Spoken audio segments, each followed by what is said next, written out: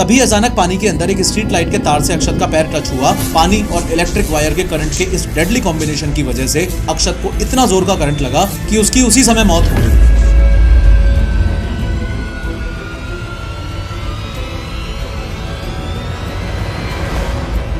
Blocked drains की सफाई होती नहीं है, साल भर का कचरा, प्लास्टिक, मिट्टी वगैरह सब उसी में पड़ा रहता है। और अगर गलती से इन्होंने उस सीवर लाइन की सफाई कर भी दी तो उसमें से जो निकलने वाला स्लज है यानी कि जो कचरा है उसको वहीं रोड पर ही छोड़ के चले जाते हैं। अपने छोटे से बच्चे को गोदी में उठा के तनुजा ने जल्दी से घर की तरफ बढ़ना शुरू कर दिया और तभी तनुजा का एक पैर एक गड्ढे में पड़ा। वो कुछ समझ पाती उससे पहले ही। मोरओवर प्लानिंग अथॉरिटीज को पहले से पता था कि ये एरिया वाटर बॉडी से भरा हुआ है। इस एरिया का हाइड्रोलॉजिकल डेटा भी अवेलेबल था, लेकिन उसके बावजूद भी उन्होंने एनवायरमेंटल रूल्स को इग्नोर किया और लेक्स के ऊपर मिट्टी डाल डाल के उसके ऊपर बिल्डिंग्स बनवा दी। खैर, अगर आप ये सोच रहे हो कि सिर्फ छोटे शहरों और गाँवों में ऐसा होता है तो अभी जो आप देखने वाले हो वो इंडिया के सबसे मॉडर्न शहरों का हाल है। लेकिन हर बार की तरह शुरू से शुरू करते हैं।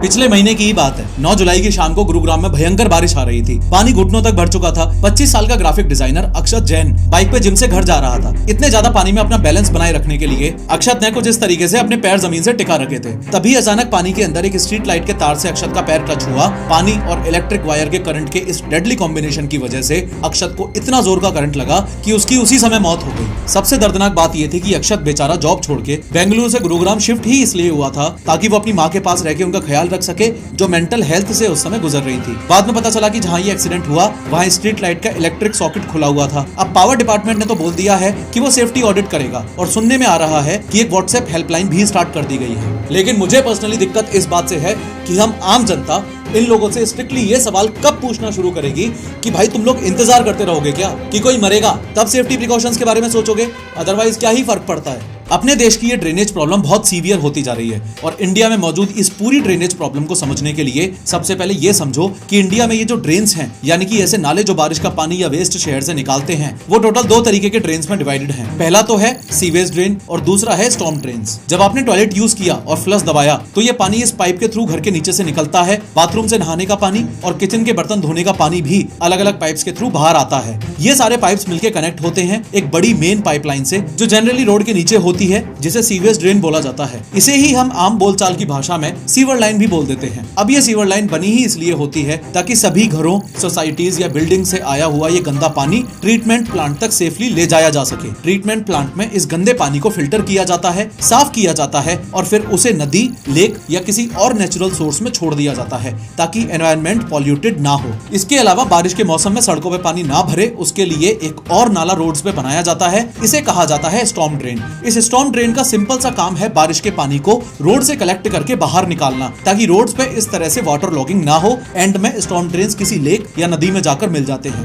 क्योंकि बारिश का पानी साफ होता है तो उसको ट्रीटमेंट प्लांट में भेजने की ऐसी कोई खास जरूरत नहीं होती है। यहाँ तक ये समझ आ गया ना कि पानी के बहाव के लिए सीवेज ड्रेन्स और स्टॉर्म ड्रेन्स ये 2 तरीके के ड्रेन्स होते हैं। अब बस छोटी छोटी 2 बातें ये और समझ लो कि अपने देश में सबसे पहली बात तो ये कि काफी जगहों पर स्टॉर्म ड्रेन्स बनाए ही नहीं जाते हैं और दूसरी दिक्कत ये कि मैनेजमेंट इतना महान है कि कई बार ऐसे केसेस रिपोर्ट हुए हैं जब स्टॉर्म ड्रेन्स और सीवेज ड्रेन्स को अथॉरिटीज ने आपस में जोड़ दिया हो सकता है ये लाइन अभी सुन के आपको एक बार के लिए नॉर्मल लगे, लेकिन इसका कितना गलत और गंदा इंपैक्ट होता है ये मैं अभी आपको आगे बताऊंगा। वैसे पिछले साल हुआ कुछ ऐसा था कि 23 साल की तनुजा बिष्ट अपने 3 साल के बच्चे प्रियांश के साथ बाजार गई थी। अब तनुजा अपने घर से निकली थी तब आसमान साफ था, बारिश का कोई नामो निशान था नहीं, इसलिए वो पैदल ही बाजार चली गई। लेकिन लौटते वक्त अचानक से तेज बारिश शुरू हो गई और देखते ही देखते रोड पर पानी घुटनों तक भर गया। अपने छोटे से बच्चे को गोदी में उठा के तनुजा ने जल्दी से घर की तरफ बढ़ना शुरू कर दिया, पर रोड पे पानी भरता ही जा रहा था और रोड दिखना ही बंद हो चुकी थी। और तभी तनुजा का एक पैर एक गड्ढे में पड़ा। वो कुछ समझ पाती उससे पहले ही दोनों माँ बेटे एक खुले हुए मैन होल में गिर गए। जब तनुजा घर नहीं पहुंची तो घर वालों ने उनको ढूंढना शुरू किया और कुछ घंटों बाद उन दोनों की लाशें उस मैन होल से 500 मीटर दूर नाले में मिली।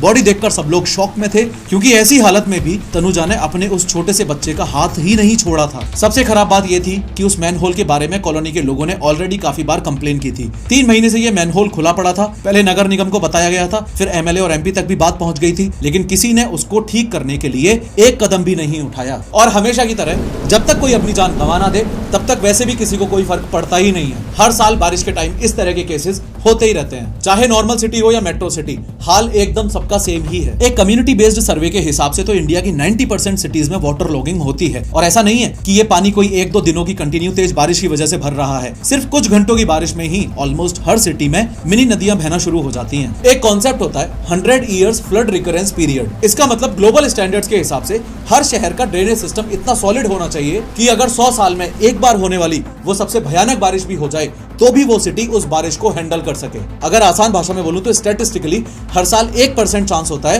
कि भयानक बाढ़ आ सकती है। तो सिटी का डिजाइन भी तो वैसा ही होना चाहिए जो उस 1% को सीरियसली ले। लेकिन इंडिया में सीन टोटली उल्टा है। यहाँ तो नॉर्मल बारिश में ही रोड स्विमिंग पूल बन जाती है, नाले जाम हो जाते हैं और लोगों की जान तक चली जाती है। जैसे कि अभी कुछ दिन पहले की ही बात है, 13 जुलाई को सुबह के करीब 7 बजे लखनऊ में एक दिहाड़ी मजदूर सुरेश अपने घर से पैदल काम पर जा रहा था। बारिश हो रही थी और रोड पे ठीक ठाक पानी भी भरने लग गया था। सुरेश रोड के साइड वाले इस फुटपाथ पर चल रहा था, लेकिन बारिश और पानी की वजह से कुछ भी क्लियरली दिखाई नहीं दे रहा था। तभी अचानक उसका पैर एक टूटे हुए ढक्कन पे पड़ा और उससे पहले कि वो कुछ समझ पाता, सुरेश सीधा एक खुले नाले में जाके गिर गया। नाला पानी से भरा हुआ था और सुरेश उसी पानी और कचरे के साथ अंदर बहता रहा। घर वालों को कुछ पता ही नहीं था, वो तो समझ ही नहीं पाए कि सुरेश गायब कैसे हो गया। पूरा दिन निकल गया और शाम तक भी उसकी बॉडी नहीं मिल पाई। फाइनली शाम को सुरेश की लाश उसी नाले से कुछ दूरी पर मिली। और सबसे अजीब बात, उस कॉलोनी के लोग बार बार नगर निगम को बोलते रहे कि इस नाले का ढक्कन टूट गया है, कोई गिर सकता है, लेकिन किसी ने सुनना ही नहीं चाहा। अथॉरिटीज सिर्फ फाइल घुमाती रही और सुरेश इस सिस्टम की वजह से अपनी जान खो बैठा। सिमिलरली पिछले साल भुवनेश्वर में एक 10 साल का बच्चा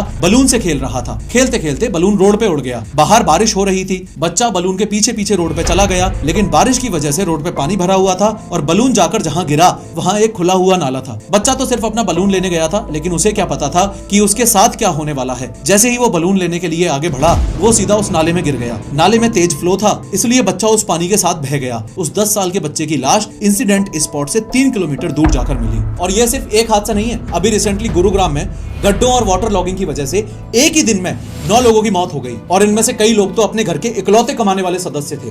कभी सोचा है लाइफ कितनी ज्यादा अनप्रेडिक्टेबल है? आप घर से निकलते हो, सोच कर नहीं जाते कि कुछ गलत होगा, लेकिन अगर बाई चांस हो गया तो क्या आप मेंटली और फाइनेंशियली रेडी हो? अब सोचो किसी फैमिली के मेन अर्निंग पर्सन के साथ ही ऐसा हो जाए तो उसकी फैमिली पर क्या बीतती होगी और उनके बच्चों की पढ़ाई, घर के खर्चे, ये सब कैसे मैनेज होते होंगे। ऐसे बुरे वक्त में एक ही चीज उस परिवार के काम आती है और वो है एक टर्म इंश्योरेंस। ये लाइफ इंश्योरेंस का प्योरेस्ट फॉर्म होता है जिसमें 600-700 जैसा प्रीमियम देकर आपको अपनी फैमिली के लिए करोड़ों का कवरेज मिल जाता है। और इसकी एक और खासियत ये है कि इसे जितनी छोटी उम्र में लिया जाए उतना सस्ता प्रीमियम लाइफ टाइम के लिए लॉक हो जाता है। लेकिन अगर आपने इसे डिले किया तो सेम कवरेज आपको महंगा पड़ सकता है। एक और इंपॉर्टेंट बात, बारिश में फैल रहे डेंगू, मलेरिया जैसी बीमारियों की वजह से मेडिकल इमरजेंसी कभी भी आ सकती है, जिससे ना केवल आपकी सेविंग्स पर असर पड़ता है बल्कि फैमिली फाइनेंसेस भी वीक हो जाते हैं। कोई नहीं जानता कि कब छोटी सी बीमारी बहुत बड़ा रूप ले ले। ऐसे में एक हेल्थ इंश्योरेंस आपके बहुत काम आ सकता है, जो कि आजकल 400-500 रुपए जैसी छोटी रकम में ही मिल जाता है और ये आपके करोड़ों के मेडिकल बिल का खर्चा बचा सकता है। साथ ही आपको मिलता है एक डेडिकेटेड रिलेशनशिप मैनेजर जो आपको पूरे प्रोसेस के दौरान सपोर्ट करता है, प्लस 30 मिनट में क्लेम सपोर्ट देता है। तो दोनों तैयारियां जरूरी है, health insurance and term insurance both. कौन सी कंपनी का प्लान लोगे ये आपके ऊपर है। मैंने आपकी सुविधा के लिए लिंक डिस्क्रिप्शन में दे दिया है, चेक करो। सारे ट्रस्टेड इंश्योरेंस पार्टनर्स मिल जाएंगे एक ही जगह पर, जहां पर आप अपनी जरूरत के हिसाब से बेस्ट प्लान्स को कंपेयर कर सकते हो। और अभी टर्म प्लान लेने पर ऑनलाइन 15% तक का डिस्काउंट और हेल्थ प्लान लेने पर ऑनलाइन 25% तक का डिस्काउंट भी मिल जाएगा। खैर, अगर आप ये सोच रहे हो कि सिर्फ छोटे शहरों और गांवों में ऐसा होता है, तो अभी जो आप देखने वाले हो वो इंडिया के सबसे मॉडर्न शहरों का हाल है। ये जो वीडियोस अभी आप देख रहे हो ये सब इस हाई क्लास गुरुग्राम सिटी के ही हैं। गुरुग्राम वैसे तो एक बड़ा इकोनॉमिक और आईटी हब है, जहां हाई राइज ऑफिसेज हैं, लग्जरी मॉल्स हैं, रात के 2 बजे तक चलने वाले हैंग आउट स्पॉट्स हैं, मॉडर्न हाईवेज भी हैं, लेकिन अर्बन प्लानिंग एकदम ही जीरो है। ऐसा मैं नहीं कह रहा हूँ, बल्कि TERI जैसी नेशनल लेवल ऑर्गेनाइजेशंस भी इस बात को एडमिट कर रही हैं कि गुरुग्राम एक अल्टीमेट प्लानिंग डिजास्टर है। गुरुग्राम में फ्लडिंग की प्रॉब्लम तब शुरू हुई जब शहर को तेजी से बसा दिया गया, बिना किसी प्रॉपर प्लानिंग के, बिना फ्यूचर रेनफॉल के पैटर्न्स को समझे। साल 1990 से साल 2020 के बीच गुरुग्राम का अर्बन एरिया बहुत स्पीडली ग्रो किया है, लेकिन आज भी इस शहर के पास एक प्रॉपर ड्रेनेज मास्टर प्लान है ही नहीं। प्रॉब्लम सिर्फ रैपिड डेवलपमेंट की नहीं है, प्रॉब्लम यह है कि नेचर के रूल्स के अगेंस्ट जाकर इस सिटी को पूरा डिजाइन किया गया है। ध्यान से समझो कैसे। गुरुग्राम एक्चुअली अरावली हिल्स के फुट हिल्स में बसा हुआ है, जहां नेचुरल स्लोप बारिश के पानी को सीधा लो लाइंग एरियाज यानी कि ढलान वाले एरियाज में भेज देता है। ये स्लोप नेचुरल है, तो ऑब्वियसली पहले से ही एक्सपेक्टेड था कि गुरुग्राम में वाटर लॉगिंग हो सकती है। इसके बावजूद भी प्रॉपर प्लानिंग की ही नहीं गई, तो हर साल दिक्कत तो आएगी ही आएगी। 1980s तक गुरुग्राम में 600+ लेक्स और पॉन्ड्स थे, जो बारिश का पानी स्पॉन्ज की तरह सोख लिया करते थे और रन ऑफ वाटर भी 30-40% तक कम हो जाता था। लेकिन रियल एस्टेट वालों ने मॉल्स, ऑफिसेज और रेसिडेंशियल बिल्डिंग्स बनाने के लिए इनमें से 70% वाटर बॉडीज को भर दिया। हरियाणा अर्बन डेवलपमेंट अथॉरिटी के मुताबिक अब उनमें से 250 प्लस वाटर बॉडीज पर या तो इलीगल कब्जा है या उधर इंफ्रास्ट्रक्चर डेवलपमेंट हो रहा है। इन शॉर्ट, नेचुरल स्पॉन्ज हटा दिया गया है और हर जगह बस कंक्रीट बिछा दिया गया है। रिजल्ट, पानी सोख करने की जमीन में जगह ही नहीं बची। और ये तो सिर्फ सरफेस प्रॉब्लम है, असली डिजास्टर तो नीचे छुपा हुआ है, जो है गुरुग्राम का ड्रेनेज सिस्टम। गुरुग्राम का एक मेन नाला है बादशाहपुर ड्रेन। पहले ये नाला 500 क्यूसेक्स पानी कैरी करता था, लेकिन अब इलीगल कंस्ट्रक्शन, कब्जे यानी एंक्रोचमेंट्स और कचरे की वजह से बहुत कम पानी ही हैंडल कर पाता है। इतना ही नहीं, गुरुग्राम के बहुत सारे एरियाज में स्टॉर्म ड्रेन्स है ही नहीं। स्टॉर्म ड्रेन्स को आसान भाषा में ऐसे समझ लो कि बारिश के पानी को ले जाने के लिए रोड्स के साइड में बने हुए ऐसे नाले, और जहां हैं वहां सही से मेंटेनेंस नहीं हो रखी, जिसकी वजह से पानी बैकफ्लो करता है और सारा पानी रोड पर ही भर जाता है। मोरओवर, प्लानिंग अथॉरिटीज को पहले से पता था कि ये एरिया वाटर बॉडीज से भरा हुआ है। इस एरिया का हाइड्रोलॉजिकल डेटा भी अवेलेबल था, लेकिन उसके बावजूद भी उन्होंने एनवायरमेंटल रूल्स को इग्नोर किया और लेक्स के ऊपर मिट्टी डाल डाल के उसके ऊपर बिल्डिंग्स बनवा दी। रन ऑफ कोएफिशिएंट जो पहले 0.2 था, मतलब सिर्फ 20% पानी सरफेस पे बहता था, अब वो 0.8 से 0.9 हो गया है। यानी कि अब 80-90% पानी डायरेक्टली रोड्स पे ही बहता है और ऊपर से हर जगह सीमेंट का ब्लैंकेट बिछा दिया गया है। रोड्स, पार्किंग लॉट्स, फुटपाथ्स सब कुछ इम्पर्वियस है, यानी पानी अंदर जमीन में जा ही नहीं सकता। जब जमीन पानी सोख ही नहीं करेगी और ड्रेन्स या तो है ही नहीं या ब्लॉक्ड हैं, तो पानी जाएगा कहां? फ्लड्स तो आने ही हैं। ऐसी ही कुछ हालत है मुंबई की भी। देखो कैसे हर जगह सिर्फ पानी ही पानी भरा हुआ है। अब मुंबई में एक अलग प्रॉब्लम है। पहली तो ये कि मुंबई की करंट पॉपुलेशन 2 करोड़ के आसपास है, जबकि इंफ्रास्ट्रक्चर और प्लानिंग अभी भी 1970s और 80s के बेस पर ही हो रखी है। Slum density, high rise road और रोड कंजेशन इतना ज्यादा बढ़ चुका है कि शहर पर पॉपुलेशन का प्रेशर डबल हो गया है। इसके अलावा मुंबई का storm water drainage system 1860s में अंग्रेजों ने बनाया था। इस ड्रेनेज सिस्टम में 4 मेजर नदियां इंक्लूडेड हैं, मीठी, दहीसर, ओशिवरा, पोईसर, और करीब 2000 किलोमीटर के ड्रेन्स हैं। लेकिन दिक्कत यह है कि ये सब आउटडेटेड हैं और इलीगल कब्जों यानी एंक्रोचमेंट्स की वजह से इनकी कैपेसिटी 50% तक कम कर दी गई है। इसके अलावा जब मुंबई को डिजाइन किया गया तो प्लान ये था कि मुंबई का आधा पानी जमीन में सोख हो जाएगा, यानी कि परकोलेट हो जाएगा, और आधा ड्रेनेज सिस्टम के जरिए बाहर निकल जाएगा। लेकिन अब शहर का 90% हिस्सा कंक्रीट से बना हुआ है, जिसकी वजह से जमीन के पास पानी सोखने की जगह ही नहीं बची। इसका रिजल्ट ये हुआ कि परकोलेशन ऑलमोस्ट 0% हो गया है और सारा का सारा पानी रन ऑफ बन गया है। मोर ओवर, पूरे बारिश का पानी एक ही साथ में ड्रेनेज सिस्टम्स में घुसने की कोशिश करता है और ओवरलोडिंग के कारण सिस्टम कोलैप्स कर जाता है। एक और मेजर रीजन ये है कि ड्रेनेज पाइप्स की प्रॉपर मेंटेनेंस होती ही नहीं है, यानी कि नालों की सफाई टाइमली नहीं होती है और इलीगल जमीन के कब्जों की वजह से इन ड्रेन्स की विड्थ भी कम हो गई है। बीएमसी ने साल 1993 में एक प्रोजेक्ट शुरू किया था, विमस्टोवार्ड, मतलब Brihan Mumbai storm water disposal system. इस प्रोजेक्ट के थ्रू मुंबई के ड्रेनेज सिस्टम को मॉडर्नाइज करना था ताकि वाटर लॉगिंग सिचुएशंस क्रिएट ना हो। लेकिन हैरानी की बात यह है कि 32 साल बाद भी इस प्रोजेक्ट का काम नाले में ही पड़ा हुआ है। इनफैक्ट रिसर्चर्स ने एस्टिमेट दिया है कि साल 2050 तक मुंबई को इस वाटर लॉगिंग की वजह से हर साल करीब $6 मिलियन यानी कि 600 करोड़ रुपए का इकोनॉमिक डैमेज होगा। ये बहुत बड़ी प्रॉब्लम है और पिछले साल मुंबई में एक ऐसा केस हुआ था। एक 45 साल की महिला विमल अनिल गायकवाड़ बारिश में ही अपने घर की तरफ जा रही थी। जिस रोड से वो जा रही थी उस रोड पे एक खुला हुआ नाला था जो बारिश के पानी से ओवरफ्लो कर रहा था। बारिश इतनी तेज थी और नाला पानी से इतना भरा हुआ था कि विमल को वो खुला गड्ढा दिखाई ही नहीं दिया और एक कदम गलत पड़ गया। विमल उस नाले में गिर गई। नाले का फ्लो इतना तेज था कि उनको वहां से निकालने के लिए फायर ब्रिगेड को बुलाना पड़ा। लाख कोशिशों के बावजूद भी उन्हें बचाया नहीं जा सका। साल 2017 में मुंबई की बारिश के टाइम एक और केस बहुत ज्यादा न्यूज में आया था, जब एक डॉक्टर की खुले हुए नाले में गिरने से मौत हो गई थी। हुआ कुछ ऐसा था कि वो डॉक्टर हॉस्पिटल में अपनी ड्यूटी पूरी करके अपने घर वापस आ रहे थे। बारिश तेज थी, सड़क पर पानी भरा हुआ था। उनके घर के पास ही उनका पैर एक गड्ढे में पड़ा और जब तक वो कुछ समझ पाते वो एक खुले हुए नाले में गिर चुके थे। घर वाले परेशान होकर ढूंढने लगे और 2 दिनों तक कुछ पता ही नहीं चला। फाइनली 2 दिन बाद उनकी लाश उसी नाले में मिली। सबसे हैरानी की बात, बीएमसी ने कहा इसमें हमारी कोई गलती नहीं है, वो नाला तो वहाँ के लोगों ने खोला है, इसमें हम क्या कर सकते हैं। एक डॉक्टर जो हर रोज दूसरों की जिंदगी बचाता था, उसकी जिंदगी सिर्फ इसलिए चली गई क्योंकि सिस्टम को एक ढक्कन बंद करना जरूरी नहीं लगा। मुंबई वाली सेम प्रॉब्लम कोलकाता के साथ भी है। कोलकाता का ड्रेनेज सिस्टम भी अंग्रेजों के जमाने की इंजीनियरिंग पे बेस्ड है। इनफैक्ट इसका डिजाइन ग्रेविटी और पंपिंग सिस्टम दोनों पर बेस्ड है। लेकिन सिटी का ज्यादातर हिस्सा लो लाइंग है, यानी कि सिटी का ज्यादातर हिस्सा नीचे वाले इलाके में है जहां से नेचुरली पानी बाहर निकालना मुश्किल होता है। इस वजह से Kolkata municipal corporation storm water disposal के लिए पंपिंग स्टेशंस पे हेवीली डिपेंडेंट है। मतलब जब बारिश होती है तो पानी अपने आप ड्रेन नहीं होता, उसे मैकेनिकल पंप्स के थ्रू निकाला जाता है। अगर पंपिंग स्टेशंस काम ना करें, जैसे पावर कट, चोक्ड ड्रेन्स या हाई टाइड की वजह से, तो पानी शहर में ही जमा हो जाता है। लेकिन चलो गुरुग्राम के कंपैरिजन में कोलकाता के पास ये एडवांटेज है कि कोलकाता के पास underground sewer lines, surface drains और मेजर आउटफॉल चैनल्स का एक नेटवर्क तो है जिनके जरिए पानी नदी और समंदर तक भेजा जाता है। लेकिन प्रॉब्लम फिर से वही है कि काफी सारे ड्रेन्स एनक्लोज्ड हैं, या उनमें कचरा भरा हुआ है या फिर वो आउटडेटेड है और ऊपर से पंपिंग स्टेशंस भी ओवरबर्डन्ड हो चुके हैं। अब ये जो इमेजेस आपको दिख रही हैं, ये है बेंगलुरु। बेंगलुरु में वाटर लॉगिंग होने का भी सेम ही रीजन है जो गुरुग्राम का था। इसे अनप्लान्ड तरीके से एक्सपेंड किया गया है। बेंगलुरु में एक इंपॉर्टेंट वाटर मैनेजमेंट सिस्टम का पार्ट है कालुवेज। यही वो स्टॉर्म वाटर ड्रेन्स हैं जो लेक्स से कनेक्टेड हैं ताकि एक्सेस रेन वाटर को लेक्स में डाला जा सके। अब या तो इन कालुवेज को कंक्रीट से भर दिया गया है या इन पे कंस्ट्रक्शन कर दिया गया है और या फिर पूरी तरह से ब्लॉक कर दिया गया है। इनफैक्ट शहर के नेचुरल ड्रेन्स और स्टॉर्म ड्रेन्स जिनका काम है सिर्फ बारिश के पानी को लेके जाना, उन्हें ही सीवेज ड्रेन्स में कन्वर्ट कर दिया गया है। बेंगलुरु में ना तो प्रॉपर सीवेज चैनल्स हैं और ना ही सॉलिड वेस्ट डिस्पोजल का सिस्टम। हर तरफ से गटर का पानी इन ड्रेन्स में घुस रहा है और ऊपर से लोग कचरा भी वही फेंक रहे हैं। इस वजह से बेंगलुरु की कई लेक्स जैसे बेलंदुर और वर्तुर केमिकल के तालाब बन चुके हैं। बेलंदुर लेक तो इतनी टॉक्सिक हो चुकी है कि कई बार इसमें आग तक लग जाती है। प्लस बेलंदुर और वर्तुर लेक्स के आसपास बहुत ज्यादा बिल्डिंग्स बन चुकी हैं जिनमें प्रॉपर ड्रेनेज प्लान्स भी नहीं है। इवन कर्नाटका के चीफ मिनिस्टर सिद्धरामैया ने खुद ये बात एडमिट की थी कि बेंगलुरु में स्टॉर्म ड्रेन्स या तो कचरे से जाम है या इलीगल कंस्ट्रक्शंस ने उनका रास्ता बंद कर दिया है। हर साल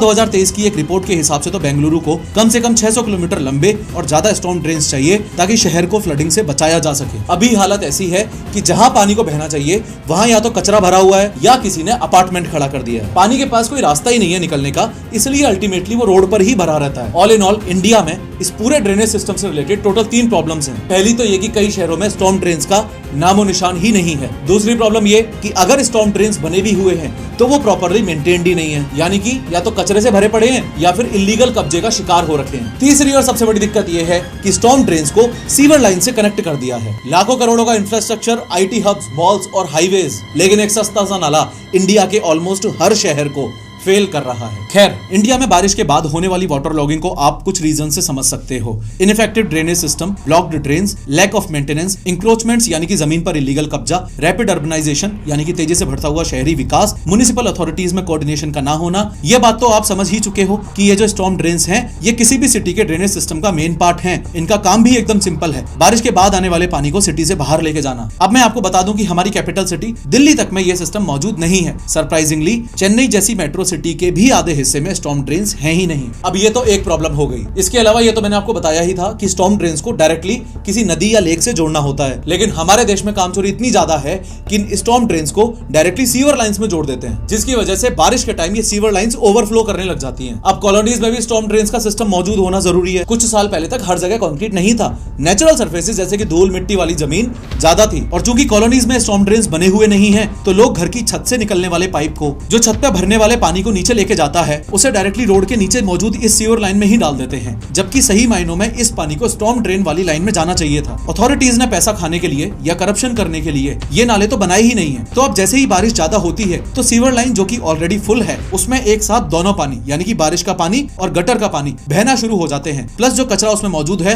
वो पानी का फ्लो भी स्लो कर देता है और इसी रीजन की वजह से सीवर लाइन ओवरफ्लो होना शुरू हो जाती है और इस तरह से सीवर लाइन का गंदा पानी रोड पर आना शुरू हो जाता है। ये पानी सिर्फ रोड पे ही नहीं बल्कि कई केसेस में तो ये पानी लोगों के घरों में भी आ जाता है। स्पेशली इंडियन स्टाइल टॉयलेट्स में ये पानी रिवर्स मार जाता है। कई लोगों ने बताया है कि जब बारिश आती है तो सीवेज का पानी उल्टा रिटर्न होकर उनके घरों में एंटर होने लग जाता है। मोरओवर इस सीवर लाइन के पानी को किसी भी नदी या तालाब में डालने से पहले ट्रीट करना मैंडेटरी है, क्योंकि उसमें काफी ज्यादा लेवल पर इंप्योरिटीज और माइक्रो ऑर्गेनिजम्स होते हैं। लेकिन अपने यहाँ इसका ठीक उल्टा काम किया जाता है। यहाँ लगभग 72% सीवर वेस्ट को ट्रीट ही नहीं किया जाता, जिसकी वजह से लेक्स और नदियां भी पॉल्यूट हो रही हैं। ये तो आपको भी पता है कि इंडिया में लोग कचरा कहाँ फेंकते हैं। ना ही तो कोई गीला और सूखा कचरा अलग करता है और ना ही प्लास्टिक को अलग करता है। जिसका जो मन किया उसने वो रोड पे फेंक दिया। ऐसे केस में ये सारा कचरा इन ड्रेन्स को ब्लॉक कर देता है। फॉलोइंग दिस पानी का फ्लो रुक जाता है और वाटर लॉगिंग शुरू हो जाती है। जैसे जयपुर की ओल्ड सिटी में ही घरों के बीच में पतली पतली सी गलियां हैं जिन्हें गंदी गलियां बोला जाता है। ऐसी 5500 गलियां हैं यहाँ मेरे शहर जयपुर में और यहाँ लोग सिर्फ कचरा ही फेंकते हैं। तो जब बारिश आती है ये सारा कचरा भी रोड पे आ जाता है। ब्लॉक्ड ड्रेन्स की सफाई होती नहीं है, साल भर का कचरा, प्लास्टिक, मिट्टी वगैरह सब उसी में पड़ा रहता है। और अगर गलती से इन्होंने उस सीवर लाइन की सफाई कर भी दी तो उसमें से जो निकलने वाला स्लज है यानी कि जो कचरा है उसको वहीं रोड पर ही छोड़ के चले जाते हैं। आपके शहर का मुझे नहीं पता, लेकिन यहाँ जयपुर में ये बहुत ज्यादा कॉमन है। अब ये स्लज हफ्तों तक वहीं पड़ा रहता है और बारिश की वजह से रोड पर ही बहता रहता है। As a result road sewage का तालाब बन जाती है। इलीगल बिल्डिंग्स बनाने से जुड़ा हुआ पिछले ही साल दिल्ली के ओल्ड राजेंद्र नगर में जो केस हुआ था, उसे अपन कैसे भूल सकते हैं। ध्यान से सुनना। हुआ कुछ ऐसा था कि राउज कोचिंग सेंटर ने अपने बेसमेंट में पार्किंग एरिया की जगह एक लाइब्रेरी बना रखी थी। 27 जुलाई की शाम को इस लाइब्रेरी में टोटल 30 बच्चे मौजूद थे। अब जैसे ही बारिश आई तो इस बेसमेंट में पानी भरने लग गया। 27 बच्चे तो जैसे तैसे करके वहां से अपनी जान बचा के निकल गए, लेकिन 3 यूपीएससी एस्पिरेंट्स वहीं अंदर ही फंस गए। पानी भरता ही जा रहा था और वो तीनों एस्पिरेंट्स उसमें डूबते जा रहे थे। फाइनली तीनों की मौत उस लाइब्रेरी में डूबने से हो गई। जयपुर में ही देख लो, इतनी हाई लेवल इंजीनियरिंग कर रखी है कि रोड के बीचों बीच मैन होल्स हैं और ढलान दे रखी है रोड के दोनों तरफ। तो पानी जाए तो जाए कहां। उसके अलावा अंडरपास में नाले नहीं बना रखे, अगर बना भी रखे हैं तो इस तरह कचरे से भरे रहते हैं। अब पानी भरेगा नहीं तो और क्या होगा। अब यहाँ एक और एंगल भी है, सरकार फंड्स भी दे रही है, रूल्स और पॉलिसीज भी बना रही है, लेकिन असली दिक्कत वहां आ रही है जहां पे काम शुरू होता है, यानी कि ब्यूरोक्रेसी। नियम बन जाते हैं, पैसा रिलीज हो जाता है, लेकिन फाइल टेबल पर ही पड़ी रहती है, टेबल से उठती नहीं है। ग्राउंड लेवल पर कुछ नहीं होता क्योंकि सिस्टम पूरा का पूरा स्लो मोशन में काम कर रहा है। करप्शन भी बहुत ज्यादा लेवल पे होता है। साल 2016 में आंध्र प्रदेश के विजयवाड़ा में 460 करोड़ रुपए का स्टॉर्म वाटर ड्रेन प्रोजेक्ट शुरू हुआ था। प्लान था कि 48 किलोमीटर लंबे ड्रेन्स बनेंगे ताकि शहर बारिश में ना डूबे, लेकिन 2025 तक सिर्फ 3-4 किलोमीटर ही ड्रेन बन पाया। क्यों? क्योंकि कॉन्ट्रैक्टर ने बोला सरकार पेमेंट नहीं दे रही है और काम छोड़ दिया। ना प्लानिंग सही थी, ना साइट क्लियर थी, ड्रेन्स के रास्ते में घर बन चुके थे। चेन्नई के इस ओएमआर एरिया में 666 करोड़ रुपए का ड्रेन प्रोजेक्ट अनाउंस हुआ, लेकिन 1 साल बाद भी साइट पर एक ईंट तक नहीं लगी। लोकल लोगों का कहना है कि यहाँ घूसखोरी, रिश्वतबाजी, नेपोटिज्म और फाइल घुमाओ कल्चर ने पूरे प्रोजेक्ट को ही मार दिया है। 2025 में दिल्ली में एंटी करप्शन ब्यूरो ने एक इंजीनियर और कॉन्ट्रैक्टर को पकड़ा क्योंकि उन्होंने ऐसे ड्रेन्स का पैसा खा लिया जो कभी बनाए ही नहीं गए थे। मुंबई में कोर्ट ने बोला कि मीठी नदी की सफाई के टेंडर में बीएमसी के कुछ लोगों ने सेटिंग करके गलत कॉन्ट्रैक्टर को काम दे दिया, जिसकी वजह से काम कभी ठीक से हुआ ही नहीं। खैर, दिल्ली में तो हल्की सी बारिश भी हो जाए ना तो सड़कों पे पानी जमा हो जाता है। छतरपुर जैसे एरियाज में लोग 3-3 घंटे तक ट्रैफिक में फंसे रहते हैं सिर्फ 60 mm बारिश की वजह से। और ये प्रॉब्लम सिर्फ दिल्ली की नहीं है, पूरे देश की है। जब सड़कों पे पानी भरता है तो वहीं से मच्छर भी पैदा होने लगते हैं और फिर शुरू होती है बीमारियों की line. Malaria, dengue, typhoid, cholera, hepatitis A सब फैलने लगते हैं। सिर्फ 2022 में ही दिल्ली में 10,000 से ज्यादा डेंगू के केसेस आए थे और 2023 में अहमदाबाद में सिर्फ 12 दिन में ही 340 गैस्ट्रोएंटेराइटिस, 22 डेंगू, 24 मलेरिया और 8 कोलेरा केसेस रिपोर्ट हुए थे। ASSOCHAM की एक रिपोर्ट के हिसाब से सिर्फ वाटर लॉगिंग की वजह से दिल्ली की इकोनॉमी को हर साल 1000 करोड़ रुपए का नुकसान होता है। और लोकल सर्कल्स के एक सर्वे में 71% एनसीआर के लोगों ने बोला कि वाटर लॉगिंग की वजह से उनका भी काफी पैसा बर्बाद हुआ है, जैसे फ्लाइट मिस हो गई, पेट्रोल ज्यादा लग गया या काम टाइम पे नहीं हुआ, इसलिए प्रोडक्टिविटी गिर गई। बिल्कुल ऐसा ही एक केस पिछले महीने गुरुग्राम में भी हुआ था। ध्यान से सुनो क्या हुआ। 26 साल का एक फूड डिलीवरी बॉय पवन कुमार अपना काम खत्म करके रात को घर जा रहा था। 9 जुलाई की रात को गुरुग्राम में घुटनों तक पानी भर गया था और तभी यह हादसा हुआ। पवन का पैर रास्ते में एक इलेक्ट्रिक पोल से टच हो गया जिसमें एक लाइव वायर निकल रही थी। सिर्फ 1 सेकंड में ही उसको जोर का करंट लगा और वो वहीं पर गिर गया। पास ही एक दुकानदार ने उसकी मदद करने की कोशिश की, लेकिन उसे भी करंट लग गया। बहुत ट्राई किया पर पवन को बचाया नहीं जा सका। एक और रियल स्टोरी सुनो। 22 साल का प्रशांत मिश्रा, जो एक ऑटो ड्राइवर था, अपना ऑटो चला रहा था। सड़क पे इतना पानी भरा था कि रोड एक छोटी तालाब जैसी लग रही थी। वहीं प्रशांत ने सोचा कि एक रेलिंग पकड़ के आगे निकल जाता हूँ, पर उसे क्या पता था कि वही रेलिंग उसकी जिंदगी ले लेगी। रेलिंग में एक लाइव वायर था। जैसे ही उसने रेलिंग को हाथ लगाया, उसको जोर से करंट लगा और उसकी वहीं पर मौत हो गई। बारिश के टाइम फ्लडेड रोड्स पे electric poles, street lights, loose wires, building के शटर्स वगैरह सब पानी में डूब जाते हैं। और अगर इनमें से किसी में भी करंट आ गया तो पूरा इलाका ही डेथ ट्रैप में कन्वर्ट हो जाता है। और सबसे स्कैरी पार्ट ये है कि ये कोई सडन एक्सीडेंट नहीं होता, ये टोटली प्रेडिक्टेबल है। सबको पता होता है कि बारिश आएगी, पानी भरेगा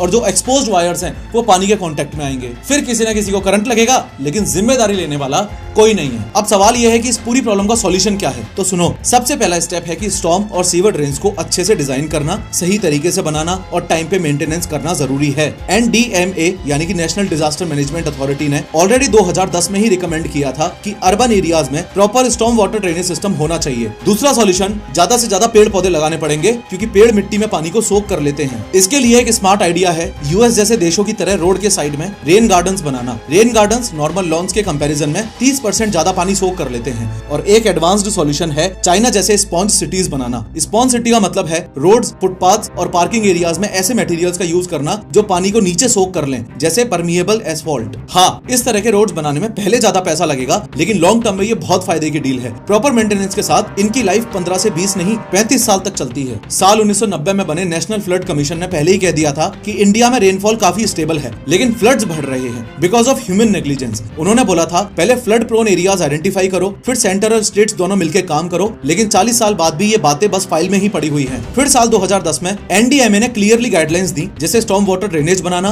रेन वाटर हार्वेस्टिंग मैंडेटरी करना, इंक्रोचमेंट्स हटाना और रेन गार्डन्स डेवलप करना। कमाल की बात यह है कि 2010 से दी गई इन गाइडलाइंस को आज तक किसी ने भी सीरियसली नहीं लिया है। तो इस पूरी कहानी का असली विलेन कौन है? सिर्फ बारिश नहीं, सिस्टम, हाँ कुछ हद तक, लेकिन पूरा ब्लेम उठा के सिर्फ सरकार पे डाल देना भी गलत होगा। गलती सबकी है। काफी केसेस में सरकार फंड्स देती है, गाइडलाइंस बनाती है, पर उसी काम को ब्यूरोक्रेसी फाइल के नीचे दबा देती है। इंजीनियर जो प्लानिंग और डिजाइन करते हैं वो या तो आउटडेटेड डेटा से काम करते हैं या बस पैसे कमाने के लिए क्वालिटी कॉम्प्रोमाइज कर देते हैं। हर बार जब कोई तनुजा, अक्षत या पवन जैसे लोग मरते हैं तब हम 2 दिन तक आउटरीच करते हैं और फिर सब कुछ वैसा का वैसा ही हो जाता है। इससे पहले अगली बारिश किसी और की जिंदगी ले, जरूरत है एक कलेक्टिव जिम्मेदारी लेने की। इंफ्रास्ट्रक्चर सिर्फ सीमेंट से नहीं, सोच से भी बनता है, और अगर हमने सोच नहीं बदली तो असली दुश्मन सिर्फ बारिश नहीं है, अपने शहरों के असली दुश्मन हम खुद हैं। फिर से याद दिला दूं, अभी के अभी हेल्थ और टर्म इंश्योरेंस लेकर आप एकदम टेंशन फ्री हो सकते हो, ताकि किसी भी इमरजेंसी के लिए आप और आपका परिवार एकदम सुरक्षित रहे। खैर, इस वीडियो पे क्लिक करके 3D एनिमेशन की मदद से समझो कि इंडिया में एडवेंचर एक्टिविटीज और स्पोर्ट्स के लिए एक सेंट्रलाइज्ड अथॉरिटी बनाना कितना ज्यादा अर्जेंट है।